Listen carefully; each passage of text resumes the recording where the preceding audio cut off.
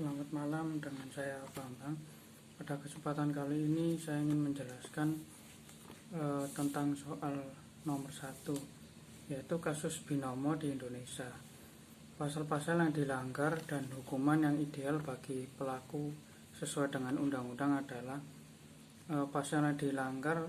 Kasus yang pertama adalah kasus berita bohong atau hoax, yaitu Undang-Undang Nomor 11 Tahun 2008 tentang Informasi dan Transaksi Elektronik atau Undang-Undang ITE. Pasal 28 ayat 1 berbunyi, setiap orang yang sengaja dan tanpa hak menyebarkan berita bohong dan menyesatkan yang mengakibatkan kerugian konsumen dalam transaksi elektronik. Ayat 2 menyebutkan setiap orang yang dengan sengaja dan tanpa hak menyebarkan informasi yang ditujukan untuk menimbulkan rasa kebencian atau permusuhan individu dan atau kelompok masyarakat tertentu berdasarkan atas suku, agama, ras, dan antar golongan atau sara. Setiap penyebar berita bohong atau yang termasuk dalam pasal 28 akan dipidana dengan ancaman pidana paling lama 6 tahun atau denda paling banyak sebesar 1 miliar. Kemudian kasus yang kedua adalah judi online. Judi online larangannya termaktub dalam pasal 27 ayat 2 Undang-Undang ITE nomor 11 tahun 2008 dan Undang-Undang pasal 45 ayat 2 nomor 19 tahun 2016.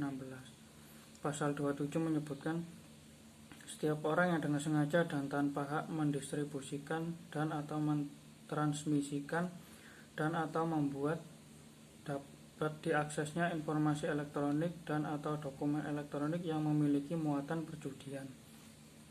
Untuk hukuman yang diganjar dijelaskan dalam pasal 45 ayat 2 Undang-Undang Nomor 19 tahun 2016 di mana pelaku judi online akan mendapatkan hukuman pidana penjara paling lama 6 tahun dan atau denda maksimal 1 miliar. Kemudian kasus yang ketiga adalah penipuan, yaitu pasal 378 KUHP yang berbunyi barang siapa yang dengan maksud untuk menguntungkan diri sendiri atau orang lain secara melawan hukum dengan memakai nama palsu atau martabat palsu, dengan tipu muslihat atau rangkaian kebohongan, menggerakkan orang lain untuk menyerahkan barang sesuatu kepadanya atau supaya memberi hutang maupun menghapuskan piutang, diancam karena penipuan dengan pidana penjara paling lama 4 tahun. Kemudian kasus yang keempat yaitu pencucian uang. Undang-Undang Nomor 8 Tahun 2010 tindak pidana pencucian uang. Pasal 3 setiap orang yang menempatkan, mentransfer, mengalihkan, membelanjakan, membayarkan, menghibahkan, menitipkan, membawa ke luar negeri, mengubah bentuk, menukarkan dengan mata uang atau surat berharga atau perbuatan lain atas harta kekayaan yang diketahuinya atau patut diduganya merupakan hasil tindak pidana sebagaimana dimaksud dalam pasal 2 ayat 1 dengan tujuan menyembunyikan atau menyamarkan asal-usul harta kekayaan, dipidana karena tindak pidana pencucian uang dengan pidana penjara paling lama 20 tahun dan denda paling banyak 10 miliar. Pasal 4 setiap orang yang menyembunyikan atau menyamarkan asal-usul, sumber, lokasi, peruntukan, pengalihan hak dan kepemilikan yang sebenarnya atas harta kekayaan yang diketahuinya atau patut diduganya merupakan hasil tindak pidana sebagaimana dimaksud dalam pasal 2 ayat 1 dipidana karena tindak pidana pencucian uang dengan pidana penjara paling lama 20 tahun dan denda paling banyak 5 miliar rupiah.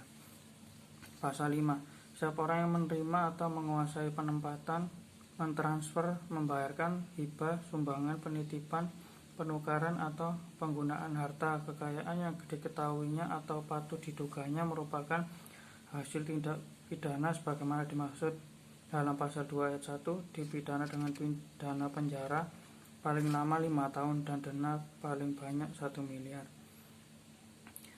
Yang B, bentuk pencegahannya adalah yang pertama, memahami pengertian dan karakteristik dari skema binomo agar tidak tertipu.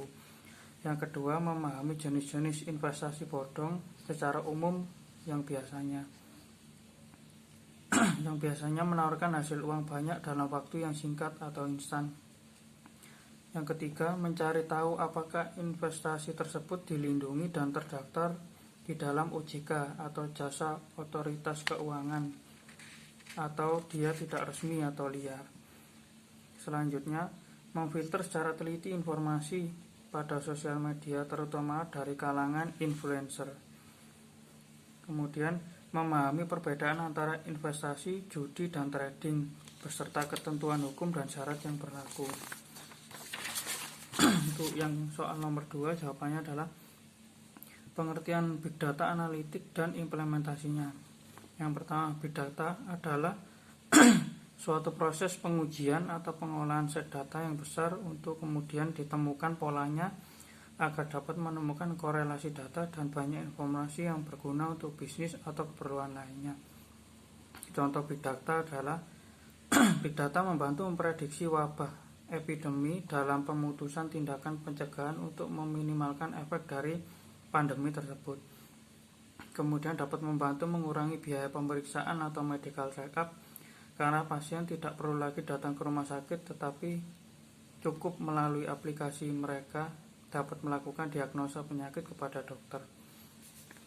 Yang kedua, data-data dari aplikasi hiburan seperti media sosial, mendengarkan musik atau menonton film dapat diambil dan diekstrak lalu digunakan untuk berbagai keperluan seperti memprediksi minat audiens, mengetahui insight ulasan pelanggan, hingga penargetan iklan yang lebih efektif. Seperti aplikasi Spotify yang mengumpulkan data dari user untuk merekomendasikan lagu yang tepat bagi pengguna. Kemudian big data dapat memperkirakan potensi kemacetan lalu lintas secara real time atau nyata, menunjukkan lokasi suatu tempat di dalam map, serta membantu merencanakan melakukan perjalanan untuk mengurangi waktu tunggu. Kemudian data dari pengemudi, lokasi pengguna, dan jenis kendaraan yang dikumpulkan agar pengguna bisa mengetahui perkiraan biaya yang harus dibayar ketika melakukan perjalanan.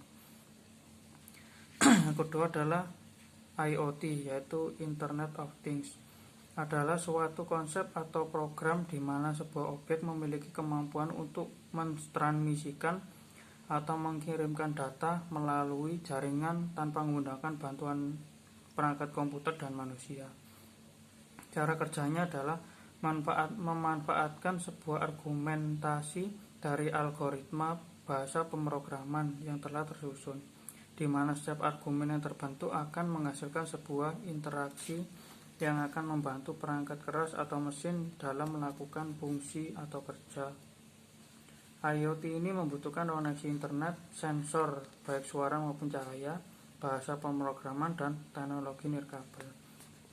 Contoh IoT adalah IoT yang ada dalam dunia kesehatan, yaitu membantu proses pendataan detak jantung, mengukur kadar gula dalam tubuh, mengecek suhu tubuh, dan sebagainya, yang mana data tersebut diperoleh dan disimpan dalam penyimpanan data berskala besar atau big data. Jadi tenaga medis tidak perlu lagi untuk mencatat secara manual. Contoh selanjutnya adalah penerapan sensor cahaya yang mampu untuk mengurangi penggunaan energi listrik. Dengan sensor yang mampu menangkap partikel cahaya sehingga pada saat cahaya tersebut berlebihan maka lampu akan mati, dan pada saat tidak ada pasokan cahaya maka lampu akan otomatis menyala. Kemudian contoh yang ketiga, penerapan mobil nirawak atau autopilot seperti di pesawat, di mana mobil dapat berjalan sendiri sesuai dengan prosedur dan terprogram dengan baik. Kemudian penjelasan tentang AI, Artificial Intelligence, adalah simulasi dari kecerdasan yang dimiliki oleh manusia yang dimodelkan di dalam mesin atau diprogram agar bisa berpikir seperti halnya manusia. AI ini merupakan sistem komputer yang bisa melakukan pekerjaan-pekerjaan yang umumnya memerlukan tenaga manusia atau kecerdasan manusia untuk menyelesaikan suatu pekerjaan. Contohnya, teknologi depthface pada aplikasi Facebook yang berfungsi untuk mengenali wajah orang yang ada pada postingan foto. Jadi kita tidak perlu lagi menandai seseorang yang ada pada foto secara manual. Yang kedua yaitu rekomendasi produk pada e-commerce. Misalnya kita pernah berbelanja di salah satu e-commerce dan ketika berbelanja ada produk-produk yang direkomendasikan. Produk tersebut bukan dari seseorang yang memprediksi kira-kira kita akan membeli apa, tetapi merupakan hasil dari proses AI yang mana memperoleh data dari diri kita sendiri. Misalnya kita telah melakukan pencarian produk, pembelian produk, dan kita sudah melihat produk apa saja, yaitu history. Contoh yang ketiga adalah asisten virtual, misalnya Google Assistant, yaitu asisten virtual ini juga bisa kita ajak untuk berinteraksi dan dapat mencatat kapan kita memiliki janji atau acara dan memberikan informasi pada saat waktu acara yang ditentukan segera tiba.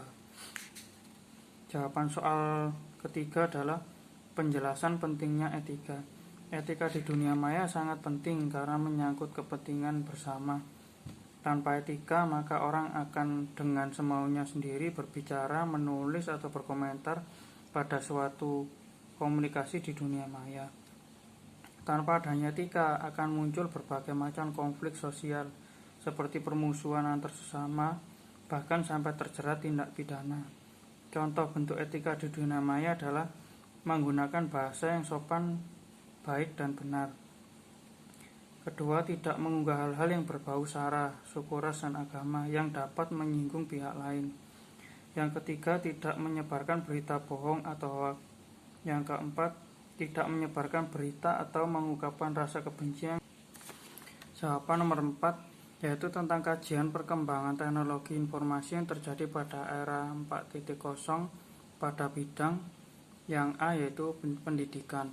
Perkembangan teknologi informasi yang terjadi pada era 4.0 di bidang pendidikan adalah adanya teknologi video conference seperti Zoom, Webex, dan Gmeet, yang mana memudahkan para siswa atau mahasiswa dan guru pengajar untuk dapat tetap melakukan kegiatan belajar mengajar secara daring atau online. Yang B yaitu teknologi. Perkembangan teknologi informasi yang terjadi pada era 4.0 di bidang industri, yaitu adanya teknologi otomatisasi mesin dengan menggunakan komputerisasi atau bahasa pemrograman, seperti CNC yaitu Computer Numerical Control, yang merupakan sistem otomatisasi mesin perkakas yang dioperasikan oleh perintah yang diprogram secara abstrak dan disimpan di media penyimpanan. Jawaban nomor 5, penguasaan pengembangan multimedia. Penguasaan terhadap pengembangan multimedia di era saat ini sangatlah penting karena semakin hari teknologi informatika semakin maju pesat seiring berjalannya waktu. Jika kita tidak mengikuti perkembangan, maka kita akan mengalami kesulitan dalam melakukan pekerjaan. Pada era ini kita dituntut agar dapat mumpuni terutama dalam penguasaan multimedia. Contohnya adalah pada saat ini kita dituntut agar bisa mengoperasikan jejaring sosial dan video conference, karena di mana kita diharuskan melakukan kegiatan belajar mengajar maupun rapat perusahaan secara daring via Vicon, yang mana pasti akan menampilkan materi pada momen tersebut, yaitu presentasi, yang mana di dalamnya harus menampilkan berbagai macam media atau multimedia, baik berupa teks, gambar, video, audio, animasi, atau gabungan dari semuanya, dengan sebuah perangkat atau tool serta tautan link sebagai sarana transfer informasi yang dibutuhkan. Sekian, terima kasih.